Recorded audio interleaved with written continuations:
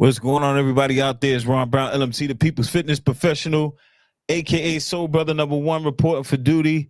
And we have the brother minister Kevin Muhammad in the building from the Nation of Islam.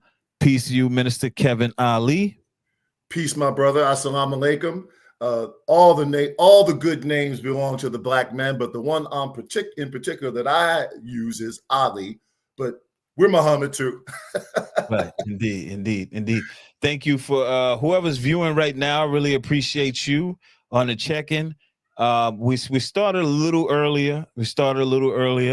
Oh wow, we got 10 views already. You must be popular, brother. No, brother. No, you're the one making it happen, my brother. Yeah. Peace of Ben. Peace to you. Hope all is well, man. Kind of learning about you online, I'm seeing. Is a beautiful thing, brother. One of the younger brothers. All praises due to Allah. All right, so now let's go right into it. Minister Kevin Ali, let's talk about it. Where were you born and raised?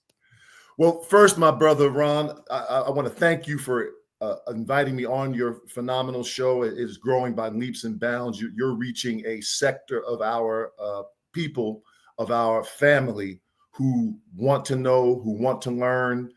You're educating them. I mean, this is a phenomenal thing in this day and time. And I just wanted to say, I salute you for what you're doing. And I just wanted to open in the name of Allah, who came in the person of Master Farad Muhammad, thanking him for his coming and thanking him for raising his last and greatest messenger, the Honorable Elijah Muhammad. Well, Brother Ron, I was actually born, I'm joining you now from Charlotte, North Carolina. I've been in North Carolina approximately since 1997. But I was born in Glen Ridge, New Jersey, which is a suburb of Newark. But my family moved to Orange, New Jersey in 1969. And that's where I cut my teeth, so to speak, in Essex County in Orange, New Jersey, right there in what we call the Valley, right off of Scotland Road, right on the border of Orange and South Orange from 1969 until I graduated high school in 1981. Nice. I didn't know Newark had a suburb. Well, I mean, I say that for those of us who are in the South, they tend to think of cities than suburbs. But as you know, up in where we're from, as they say, up top, it's all one big city. You can't tell one from the other. Right. Indeed. So now growing up in, what'd you say, Orange County? Orange, New Jersey. Essex County. Right. Essex County. Growing up in Essex County. What else is a part of Essex County? South Orange, East Orange, Montclair, Irvington, Newark, Glen Ridge, all are part of Essex County. Got you. So now growing up there in that time, you said 1969. What were the things going on around there in 1969, the 70s in that area that basically opened your eyes to the messenger's teachings? Well, it's interesting that you say that, because I really didn't have my eyes opened consciously to the messenger's teachings until a number of years later in 1987. But what began planting the seeds growing up in Essex County, and I would say from the time that the Honorable Elijah Muhammad departed in 1975, I was ancillarily aware of the Nation of Islam as a young man. I'm 60, I'll be 63 years old my next birthday. So in 75, I was about 12 years old. But I remember the brothers prior to 75 selling the papers. I remember the Muhammad Speak newspaper being in all the barbershops. I do recall the Honorable Elijah Muhammad or one of his ministers like Minister Farrakhan being on the Muhammad Speaks radio broadcast on WNJR in New York. But after 1975, you started seeing a decline. And I wasn't perceiving this at the time. I'm just going by my historical knowledge. What was interesting to me, and what I have to give in my older age, I have to give the brothers props. And when I say the brothers, I'm talking about the nations of gods and earths. They kept the lessons, the core of the Honorable Elijah Muhammad's teachings. They kept it together. Wallace D. Muhammad told everyone to throw away the lessons after 1975. Fortunately, and you weren't even born then, but fortunately, I'll say you brothers kept it together. And it got enough into my ear so that when my mentor said that the white man is the devil, I said in 1987 to me, I said, yeah, right. The white man is the devil. Yaqubs, right? Because we used to call them Yaqubs, not even knowing why as a young man growing up in Orange, New Jersey. So I know that's a lot, but Orange was a transitional town of Irish immigrants and Italian immigrants. And it began transitioning to Black American immigrants who were moving up from the South and moving out of areas like New York and Newark to what they considered more of the quote unquote burbs or suburbs. Got you. Okay. So now, when you when you started to gravitate towards the lessons and you got this mentor, what age was that? Let's see. In 1987, 1988, I met one of the Honorable Elijah Muhammad's ministers by the name of Minister David Bacha, who was the minister of Temple Number 5 in Cincinnati under the messenger from approximately 1966 until his departure in 1975. I met him then. So what would I have been? I would have been approximately 87 minus 63 is what I can't do math in my head, brother. You got the mathematics down on me. So I was what, 26 years old then, 27 years old. And I believe I had a very unique perspective because my parents took me out of public school in 6th grade in Orange, New Jersey, and sent me to all-white exclusive, all-white private school in 6th grade, where I graduated in 1981. I had a graduating class of 100, and there was only 2 original people in my graduating class. I happened to be one of them. But my mentor, Minister David Bacha, was also a trained lawyer. He was the assistant state attorney general in the state of Ohio when he accepted Islam from the Honorable Elijah Muhammad. So the way he delivered it to me, it just was very logical. It made sense. It made connections with the history that I studied in that white school. We learned of Patrice Lumumba.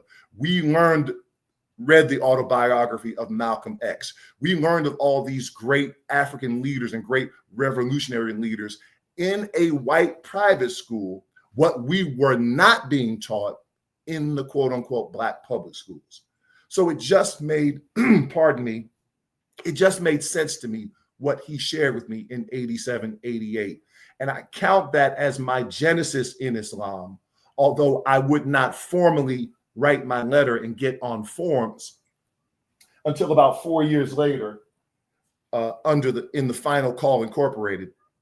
So when you say get on under form, Minister Farrakhan. so when you say get on forms, what does that mean? Get on forms is when you officially register with your nation.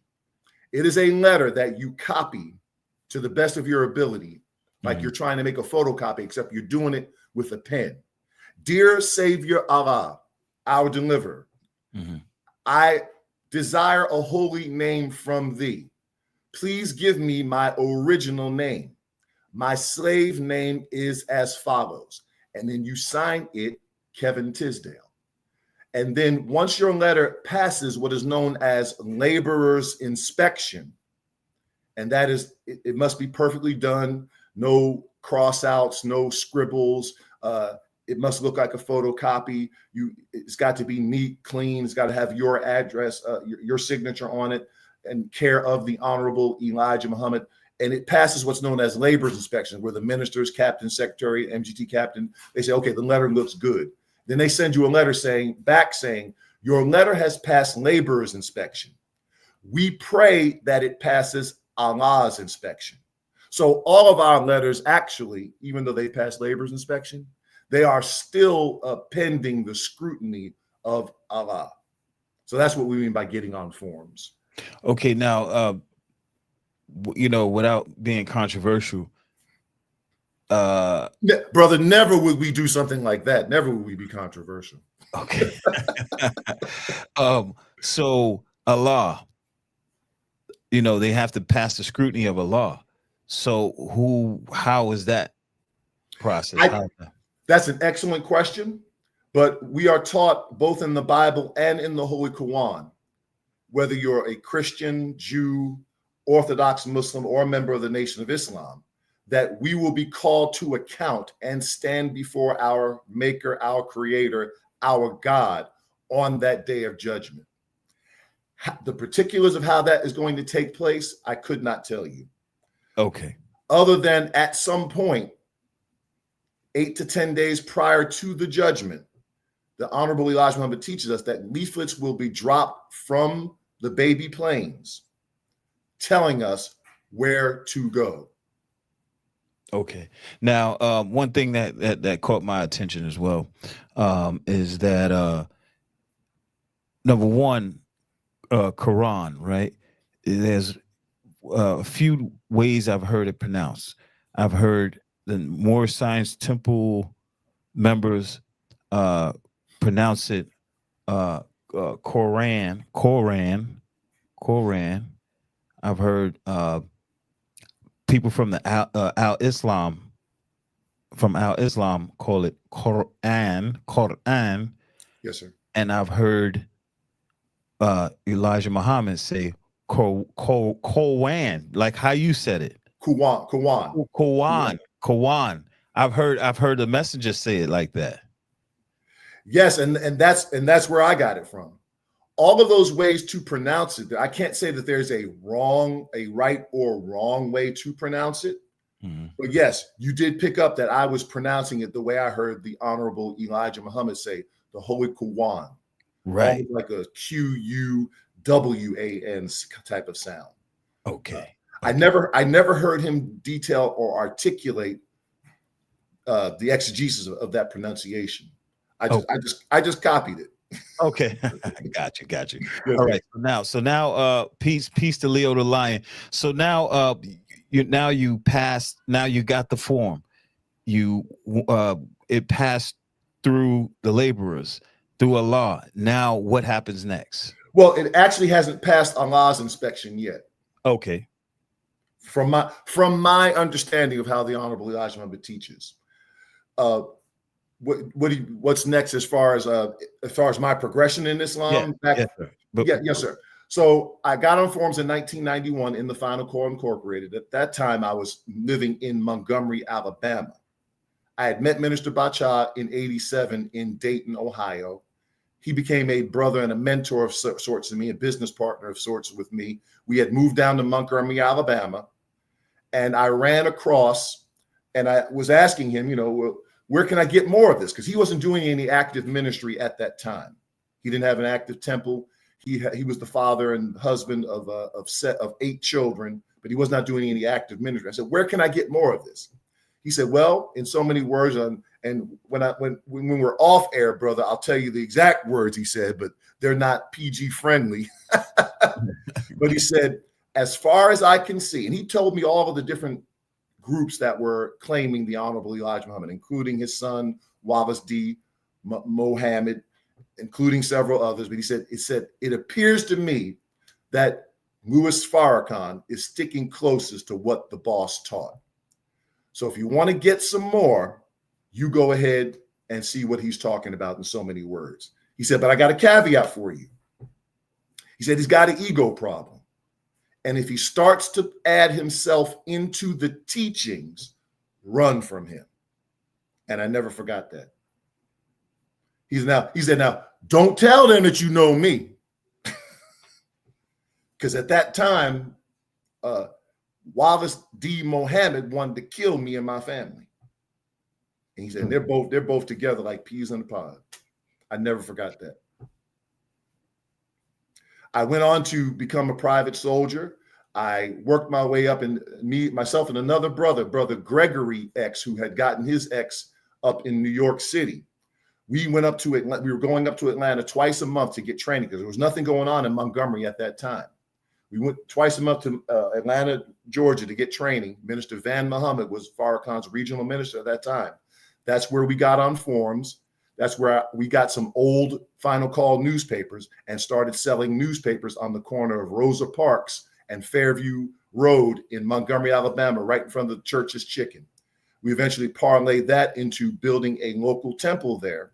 At first, I was the secretary of that temple. I would open up the meeting. They would send somebody down from Atlanta to teach. And I'm like, you don't need to send anybody down to teach. I'm well capable of teaching, but you know how those politics go. And they give their boys little cities.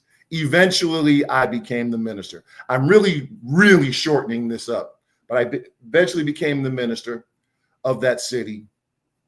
They played the game with me about papers. We were selling, 600 to 700 Final Call newspapers. There was only 3 or 4 brothers who we could count on. This is not like the streets of New York or Chicago. This is Montgomery, Alabama. And they wanted to send me 3,000 papers and wanted me to pay for it with my credit card. I said, no, sir. You're getting real ornery and real disrespectful, brother minister. I said, I didn't come to be bullied. And said, y'all can't bully me. I said, no, I'm not doing that. I have enough soldiers here to sell 600 to 700. We can increase 100 or 200 or 300, not to 3,000. Well, man, we need to bust you. I said, well, I didn't come here for a post. So if you want to bust me, go right ahead. Now, at this time, it wasn't Van Muhammad. At this time, it was Captain Curtis Muhammad and Jamil Muhammad at that time. And I gave up that post in approximately September of 94. September of 94. Mm-hmm. Then the following year, I formally stepped away from the Final Call. I still was selling papers, still was a private soldier. I stepped away once I realized the Million Man March was actually going to take place in late spring, early summer of 95. I said, you know what? This is enough for me. Because previously at that laborers meeting about a year ago, I heard them calling Louis Farrakhan dear holy apostle. And I never forgot what Minister Bacha said. If he starts to include himself in the teachings, run from him. There's only one dear holy apostle in the Nation of Islam, the Honorable Elijah Muhammad. So that's a real short, succinct history of that. Brings us up to approximately 1996. Later, I moved to Charlotte, North Carolina in 1997. I actually started doing active ministry here in Charlotte, meeting at a community center from about 1999 until about 2008, 2009 on a weekly basis. I have not been doing any active ministry, any active temple teaching in Charlotte since that time in 2009. Myself and Minister Eric, we crossed paths and began working together and met each other on a message board in the early 2000s called seventhfam.com and farrakhanfactor.com, where I was, keyboard banging, supporting and defending the teachings of the Honorable Elijah Muhammad. And at the same time, we both were reaching out to each other when we realized, wait a minute, we think alike. We got to hook up.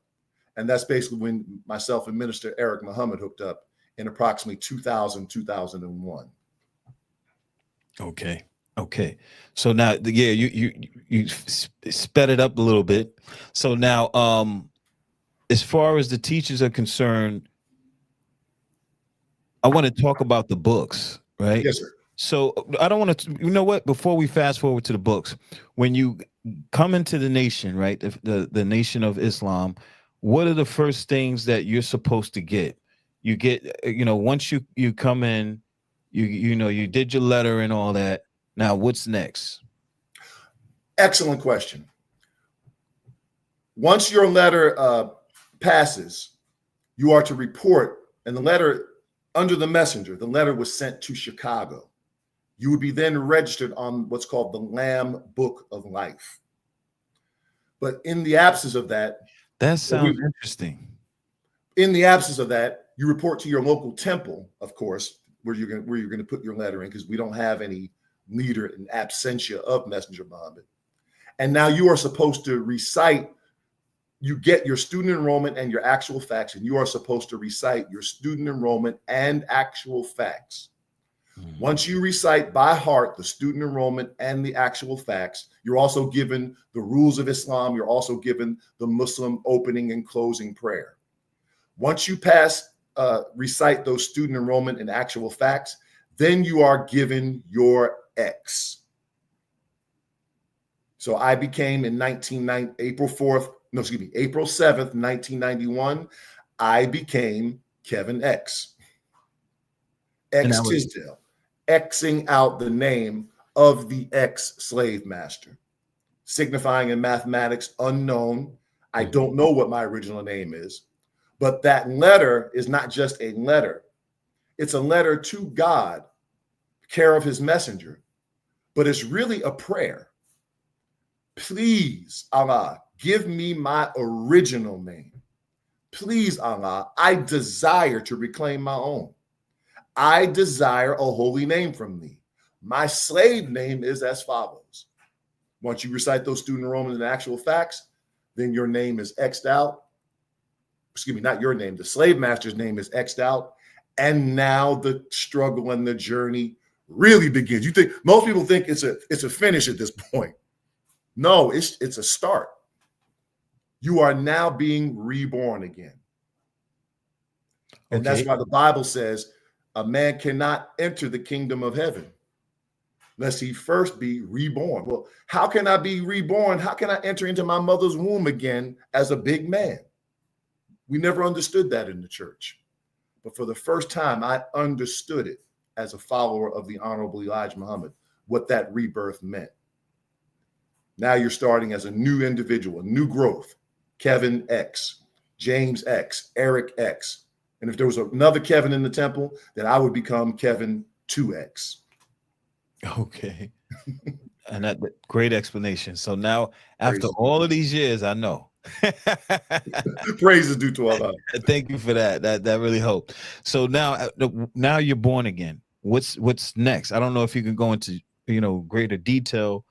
However, do whatever you can, the best you can, without giving too much information, I guess. Without giving too much information, now you are assigned to your class.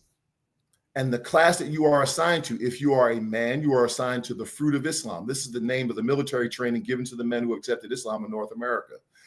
MGT and GCC, Muslim Girls Training and General Civilization class. How to keep home, how to raise your children, how in general, how to act at home and abroad. Now you are given your place in your class. Many people think that it is the Sunday lecture where you learn your religion. And that is really not quite correct. The Sunday lecture is to give the new convert, the new potential guest or visitor, a chance to become familiar with these teachings enough for them to say, I want to accept them. But where you actually learn your religion and how to be a Muslim is in the FOI class and the MGT class. Depending on the size of the temple, you are assigned to either a squad leader or you're assigned to a lieutenant. Or if it's a smaller temple, you're assigned directly to the captain. But that is who now teaches you how to be a Muslim, i.e., teaches you your religion. It is the lieutenant. It is the squad leader who teaches you how to be a Muslim, quote unquote, teaches you your religion. Check. Okay. So now you're in FOI class, aside from Sunday, isn't there a Friday class as well? Well, if we're going as how it was under the Honorable Elijah Muhammad, as we learned in the church, and maybe you've heard this expression, an idle mind is what? An idle mind is the devil's playground. Devil's workshop. Workshop, right? It's not the devil's playground. No, all right. Well, playground, workshop, all those apply. Right. So the Honorable Elijah Muhammad kept us together and kept us busy, both socially, training wise. So Sunday was the general Sunday meeting. All of the surrounding affiliate temples that were smaller study groups or A, B's, or C's, they would come to the larger temple, say in Newark or New York on a Sunday. Monday was FOI class.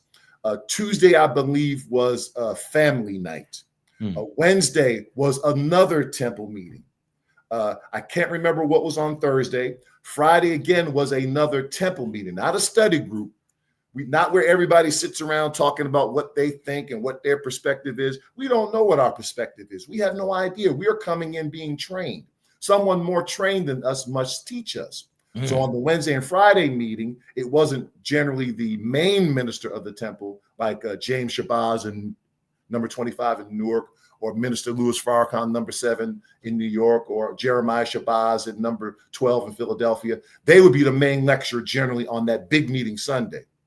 On Wednesdays and Fridays, usually it was one of the members of the minister's training class who would teach that lecture on their way to becoming and learning how to run a temple of their own and teach a temple of their own. If the big minister, the main minister of the city, taught on that Wednesday or Friday, oh, that was a huge treat. If the main minister, the Monday FOI class, that was run by not the minister, that's run by the captain. That's the captain's class. But he sometimes would invite the main minister in, and that was a great treat to have the main minister come and address the fruit of Islam. So he always had something to do for us. And Saturday was MGT class. In between, we would have Muslim bazaars. We would have Muslim fashion shows. We would have Muslim parades where the fruit and the MGT would march down the street on a Wednesday evening or a Friday evening or sometimes a Sunday morning and and the people would follow us marching down to the temple. So we were always active, always doing something in the community. The Honorable Elijah always had us doing something for every day of the week. Oh, and of course, in the larger cities, Muhammad's University of Islam is going on. The school. Right. They're going to school. Right. So, I want to do another podcast with you if you have the information on what was going on at that time, like from the school and all these things. Now, that doesn't exist any longer. No, sir. After 1975, that pretty much went away with Wallace D. Muhammad dismantling all of the businesses, dismantling all of we had a banking system. We had 2 airliners that were flying around. One of the messenger's sons was a pilot. We had the Muhammad cold storage plant where it used to be in Chicago called Libretti's Beef or Libretti's. It was a gigantic 2-block long butcher shop, and it served all the meats to all the restaurants in Chicago. The messenger bought it from Libretti, an Italian, and he kept the name Libretti's. And the brothers, and he kept all those contracts for all the restaurants. So the people would come to the contract, and you'd see the brothers there, and of course they'd be in their not in their suit and their bow tie. They would be in their butcher gear, like a coverall. Hold that thought. Yes, Salaam Allah alternate channel. You can rebroadcast this on your YouTube, no problem. Just make sure the NYP Talk Show logo is up there. Don't take any of that out so we can get promotion over here. You can use it. Don't mind. Peace. And Brother Salaam is one of the supporters of Temple number 15 out in Pasadena, California. Great brother. There's a lot of history behind him, so he'll do right by you. Thank you. So now, you were saying, where did we leave off? We were talking about the messenger buying Libretti's butchering complex, right? And had the contracts for every restaurant in Chicago. They got their meat from Libretti's. The messenger bought it. Now the brothers are working there. And the people would come from the restaurant. And so the brothers would come up to him and say, "What can I get for you, Captain? What can I get for you, boss?" This was white people coming to patronize us. We just said, "Hey, devil, what kind of meat you want, devil? You getting your meat? What you doing here, devil?" "No." "Hey, Captain." They like being called Captain. They like being called boss. The messenger trained them to do this. Wow. so that we could enter into the world of civilized businessmen. Right. "What up, Captain? What do we call him? We calling him Captain. He paying us all this money for all this meat he fitting to buy. Right. I say fitting to, even though I'm from New Jersey. I've been in the South over 40 years, brother. Yeah. So that it was a beautiful burgeoning nation, a beautiful burgeoning enterprise, and with a conservative rate of growth, that $80 to $100 million enterprise back then would be conservatively right now over $1 billion corporation. Not to mention the Muhammad, your supermarket, your bakery. The Messenger was the first one to start fast food franchising. Wasn't no McDonald's prior to 1960, 1965. Wasn't no Wendy's, wasn't no Chick-fil-A. No. What was the same in every city was your bakery, your supermarket, Salaam Restaurant in every city. That was done by the Messenger. Guess who duplicated that example? Who? The Caucasian people. That's where they got the idea to duplicate it from. Same in every city. Where can I find this information? Brother, I have garnered this over the years of being involved with my mentor, Minister Bacha, who passed away in 2001. Another mentor that he introduced me to, Minister John Muhammad, who passed away in 2014. Minister John Muhammad was the Messenger's minister at Temple number 26 in San Francisco. Well, first started at Temple number 11 in Springfield, Massachusetts. Then the Messenger sent him to Temple number 26 in San Francisco. Not the Messenger's blood brother, but this was the former John BX, who was mentioned in the autobiography of Malcolm X, that Malcolm said he was scared to death of John BX. Later, he became in 72 Minister John Muhammad. So just in talking with these elders over the years, as far as I know, brother, it's really all oral history now. But you may be able to garner it in the Library of Congress and other places that store microfiche and microfilms of the Muhammad Speaks and of various newspapers around the country. It's not pieced together. It's not put together in any one place that I'm aware of. I'm going off of memory right now of what I've learned from these great giants over the years that I've been was associated with them prior to their death. So Wallace Dean Muhammad, he just dismantled the whole thing.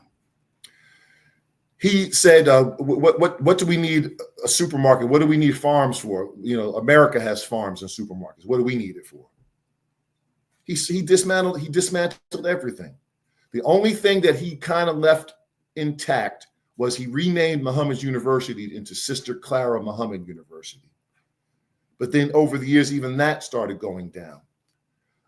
Under the Messenger, Muhammad's University was one of the finest secondary level education schools. It was on par with a Catholic school education. People who were not Black people who were not members of the Nation of Islam were sending their children to Muhammad's universities in the major cities.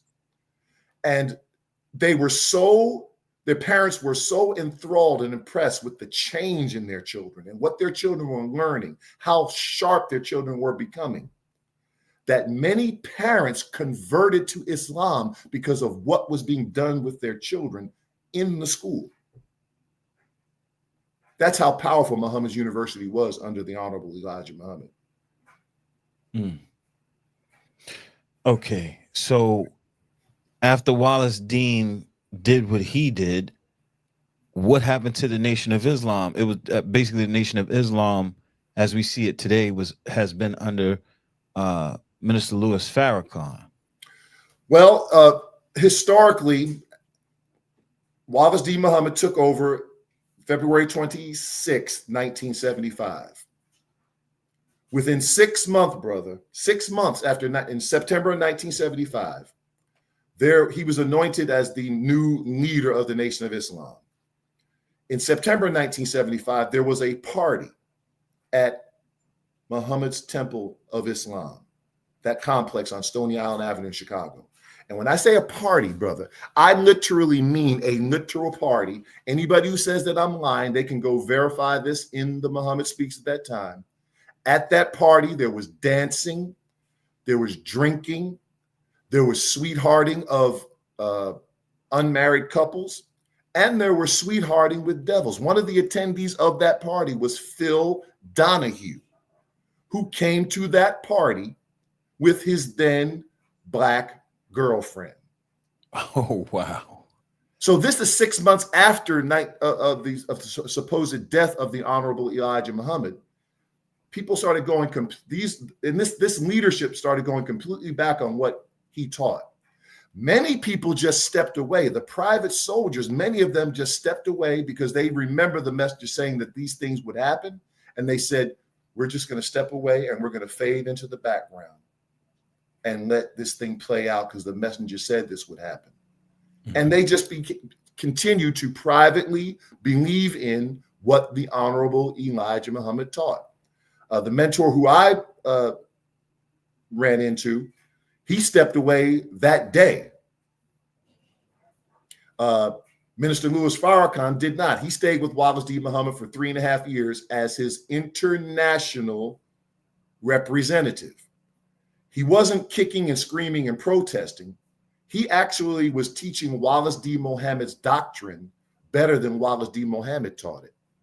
Wallace D. Muhammad had a book of supreme wisdom according to W.D. Muhammad. Remember, he told him to throw away the messenger's supreme wisdom and the messenger's lessons. He then gave the people his own book of lessons that the ministers like Minister Farrakhan began teaching the people out of. And Minister Farrakhan stayed with Wallace D. Muhammad until approximately 3.5 years later. When he left him in 1978, Wallace put Minister Farrakhan, he pulled him out of New York. He pulled Minister John Muhammad out of San Francisco, and he put them 2 huge temples. And he put them in a very small temple on the west side of Chicago together and cut both of their paychecks. And that's when Minister Farrakhan decided to rebuild the work, I put that in quotes, of the Honorable Elijah Muhammad. And he had his first Saviors Day, I believe, in 1981, I believe. Okay. And that's what the media considers the Nation of Islam. But what rocketed Minister Farrakhan to prominence, I don't know if you remember this, were 2 interviews on national daytime television. Yep. I know one of them. One was in 1985. The other was in 1990. Do you remember who did those interviews, brother? I forgot the European's name. Who did I say? Who did I just tell you was at the party at Donahue? Donahue. Bill Donahue. Right. Donahue. That was in 85, right? Yes, sir. And the second one was in 90, and that was what was that? What's No, that? that was Phil Donahue. That was still Phil Donahue. Yeah, he did 2 with Phil Donahue. Okay. And then and then after that one, he started doing a whole bunch of others. Okay. One, I think he did one with Mike Wallace. He did Barbara Walters. I don't remember. Then he was on, remember he was on Time Magazine and all that. Yeah. But Phil Donahue was the first one to rocket him to national prominence. The same Phil Donahue that was at that party that was thrown by Wallace D. Muhammad. They think very far in advance, brother. They plan ahead for decades. We barely plan from Friday to Monday. Except what club we're going to on Friday and Saturday. Mm-hmm. And we already know what church we're going to on Sunday. And we got to be back to work Monday. We know that. So that's our plan. So what are you saying happened in that regard?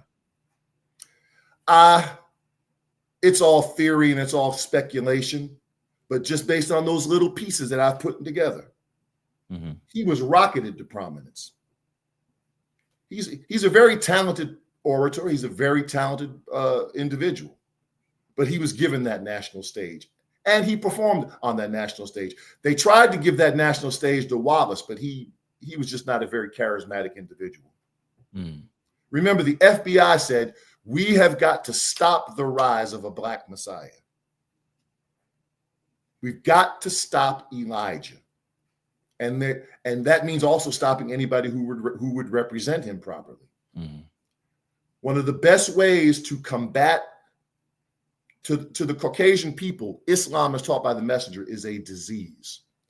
The best way to combat a disease is to create a vaccine. How do you create a vaccine? You take a weak part of the disease, right? Mm-hmm. Then you inject it, and then it makes the people immune to the full thing. So they took a little bit of Islam without the black separatism, without the Pan-Africanism, without the separation, without the national unity, without the national flag, just praying and going to Mecca. They took that and inoculated people with it. Well, I already have Islam. I don't need that flag. I don't need a separate nation or territory. I can get along in peace. We're all God's children. Well, now we're right back to Christianity. Very wise people that we're going up against, brother. Very wise people. They're scientists of how to keep us off balance. Right. That's a fact. All right. So now to fast forward. Okay. So Wallace, I'm like, now you got me thinking. So Wallace Dean, he did what he did. Farrakhan skyrocketed to prominence. What was taught under Farrakhan? Did he still have supreme wisdom? When I was involved in 1991, it appeared that he was still teaching the messenger's teachings.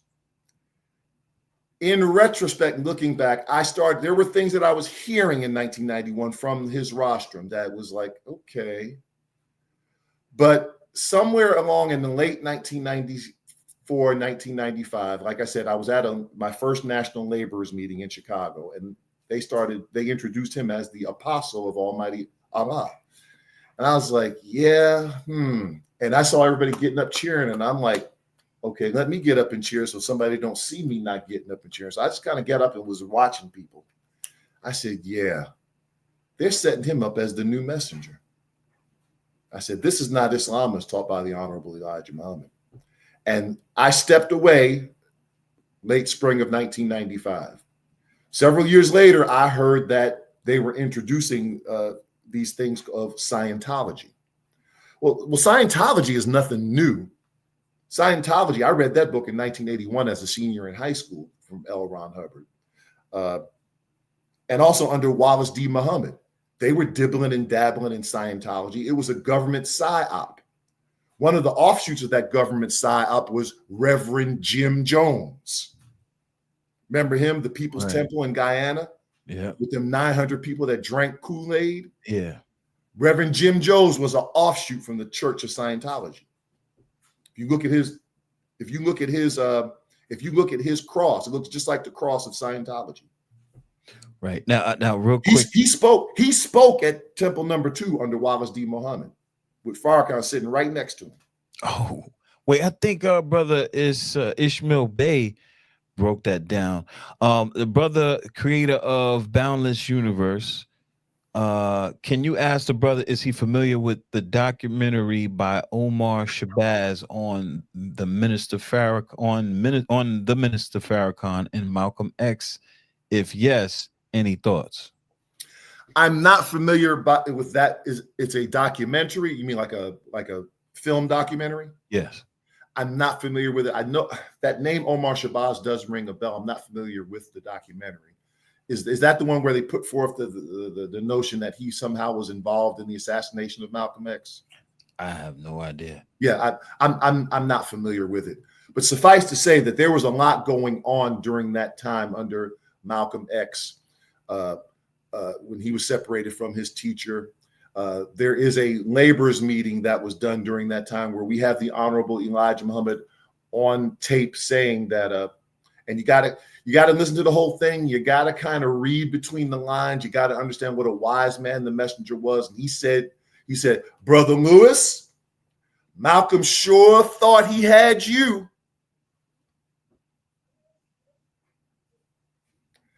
It's only speculation why he said that. I have my theories. I'm not going to promote theories on a public forum. But we have the messenger saying that to Louis Farrakhan on tape. Brother Lewis.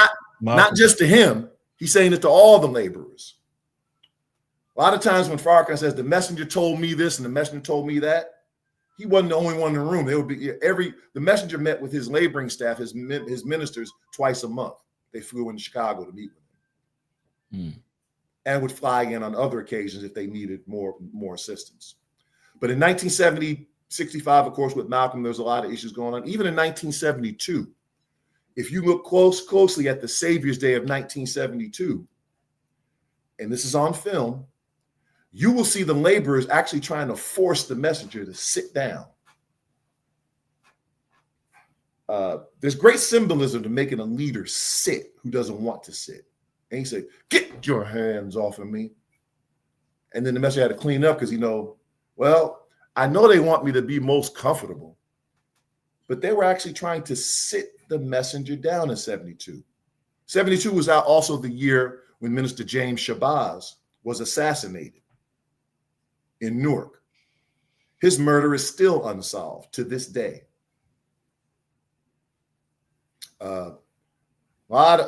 Many things have gone on. Remember, brother, we are not just a religious organization. We are actually a nation. And America deals with its nations, both her friends and her foes. Her friends are her allies, but her foes, they work to keep those nations destabilized, disunified, infighting, anything but focusing on the mission and their real objective. That is the goal of the United States counterintelligence program, is to destabilize any nation that might be a threat to America. And I submit that the biggest threat to America is the teachings of the Honorable Elijah Muhammad, i.e., the Nation of Islam.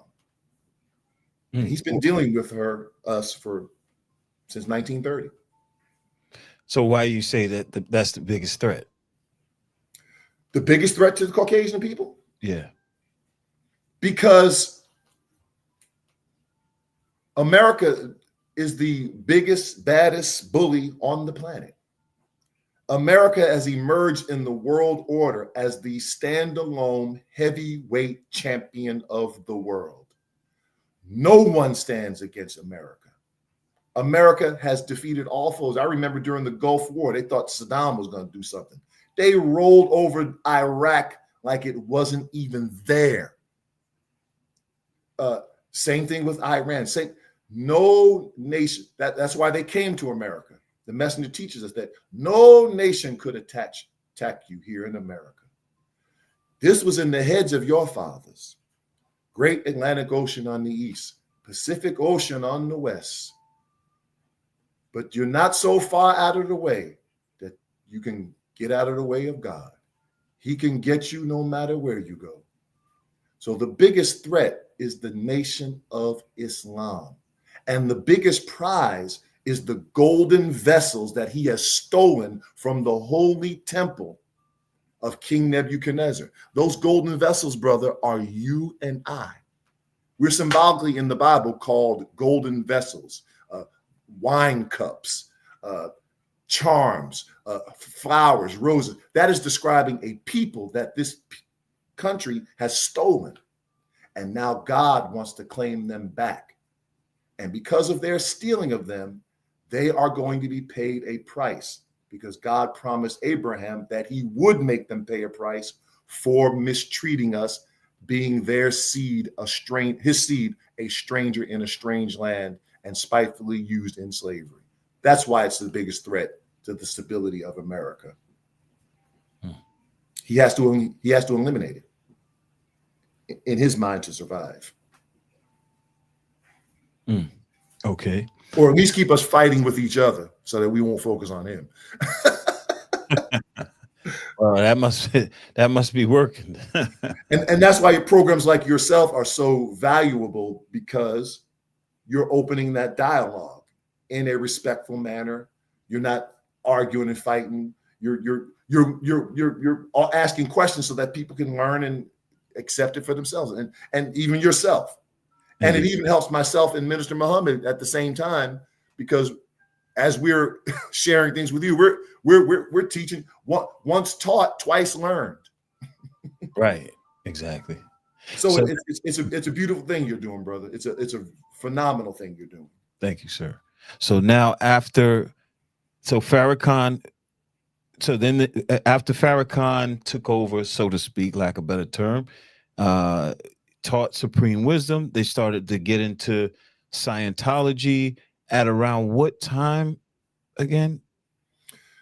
The first public discussion I heard of Scientology was around 2011, although it was being discussed prior to that. I don't know exactly when. And like I said, Wallace D. Mohammed and them, they were dibbling and dabbling in Scientology back in 75 and 80. Mhm. Okay. So I stopped really paying real close attention. I don't know what's going on over there. Now, Most of the people that I came in with, I'll be 63 years old next birthday. And most of the ones that I came in with who were in leadership at that time, they're not around in leadership anymore. So I don't know a lot of the newer people. And again, I was regulated more towards the South. I didn't formally accept Islam, but there have been so many. I don't even know who the minister of New York is under Farrakhan anymore. I know who it is in California. I think it's I'm not trying to disrespect his name. He was the former Tony Muhammad, I think Abdul Saeed Muhammad. okay. So how would like a successor of the Nation of Islam would be picked? Where do you think is going to go once Minister Farrakhan passes on? Do you mean a successor of the Nation of Islam, or do you mean a successor of the Final Call Incorporated, which is an incorporated entity, 501c3 of the United States government? Which are you? I want to clarify your question a little bit. The Final Call. Brother, I don't know. Over there in the Final Call, all I can do is guess. I have no clue. They're going to spook somebody up. And somebody's going to spook themselves up trying to get those positions. I don't know. But for the Nation of Islam, I will say it like the Honorable Elijah Muhammad said. They asked him, have you chosen for yourself a successor? And he said, no, I can't do that. I did not choose myself. So therefore, I can't choose another since I didn't choose myself. Mm-hmm. And I'm paraphrasing this here. And since a man has brought you face to face with God and brought you face to face with the devil, what more would another one teach? Then he comes back and said, there will be no successor. Once you have the truth, the nation will carry itself on into the future. Mm. We will be the Allahs. Those cities, those ministers, those temples, those captains, those secretaries, those lieutenants, that was a structure that was supposed to remain in place for us. Now, until such time as America would be destroyed. Mm.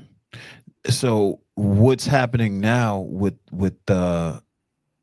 what basically is anyone doing what Elijah Muhammad was doing back in his day? With brother, the bakery, the bank. Yes, there are believers around the country. For instance, in Philadelphia. For instance, there's a Minister Wasim in Camden, New Jersey, who has a nice temple, has a Muhammad University school and a nice physical building in Camden. So there are various believers around the country. Minister Eric Muhammad has the temple meeting in Atlanta. There are various ministers and believers like that around the country who are doing their best to hold on to what Messenger Muhammad gave us and what God gave to him. But to the extent of how he did it when he was amongst us, we are not seeing that. We're not even seeing that in the Final Call.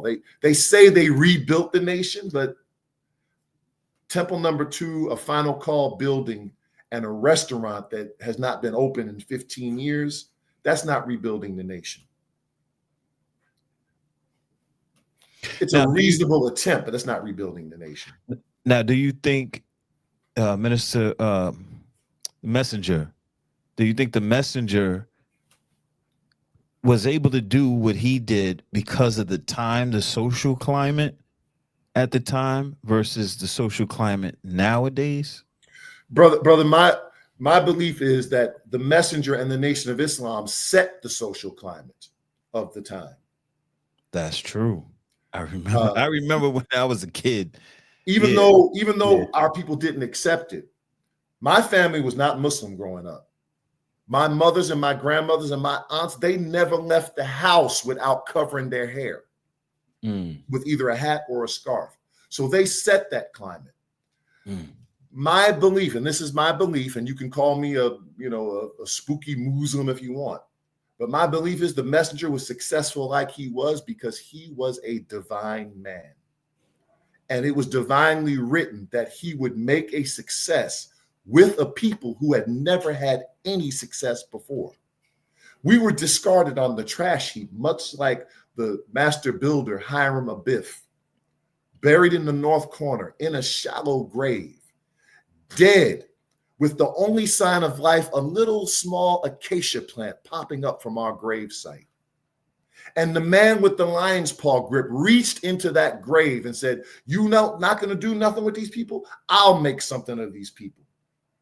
And I believe, we believe, believers believe that the messenger was so successful because it is the fulfillment of divine scripture, that he would take a people who were nothing and make the world say, "My God, what a beautiful thing he created." And they came from around the world to marvel at what Messenger Muhammad did with us. And no man since then has been able to come close to duplicating it. That's a believer's belief. What proof do I have of this? The Holy Quran doesn't call me a prover and a knower.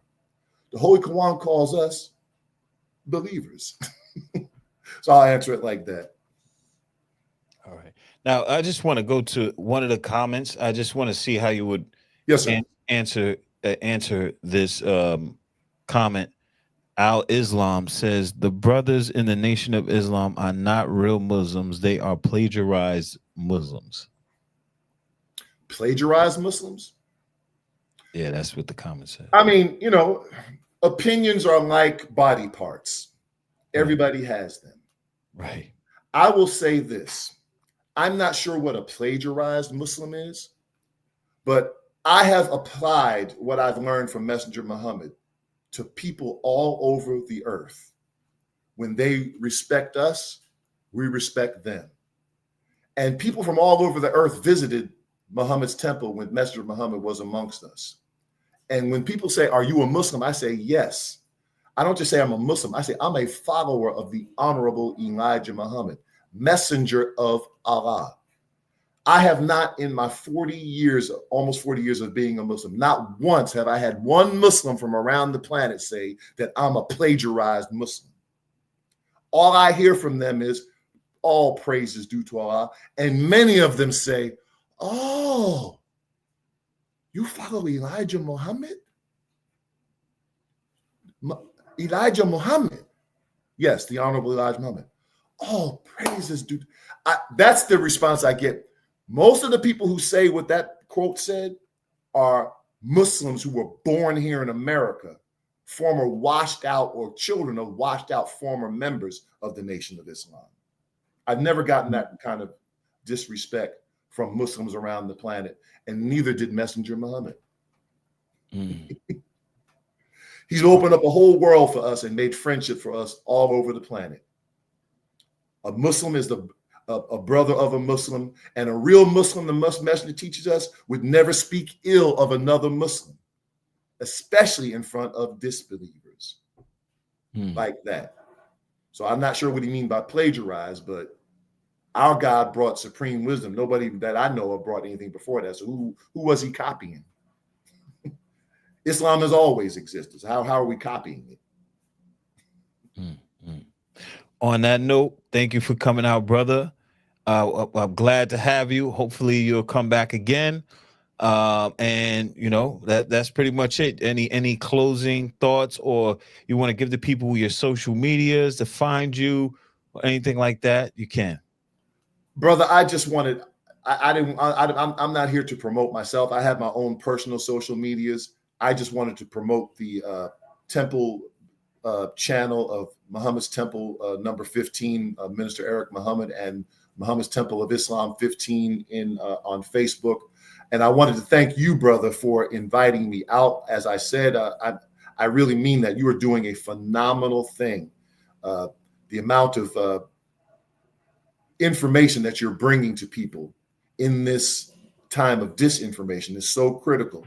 And I believe these are dialogues that have to take place and are taking place and will continue to take place. And I'm just very honored to participate in it, very honored that you would have me. I appreciate the respect you've shown myself and the respect that you've showed Minister Eric Muhammad and the other believers from Muhammad's Temple number 15.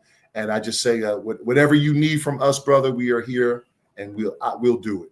I definitely want to promote NYP Talk Show. I don't want to promote my personal social media. That's all I have, are personal ones. But hopefully we will do this again and continue to do this on a regular basis. I've enjoyed it. The time went like that. Indeed. Peace to everybody in the chat. Hopefully we have a podcast in 3 minutes, 8 o'clock. What's wrong with black people? That's the name of the podcast. I love it. Peace to everybody. Peace.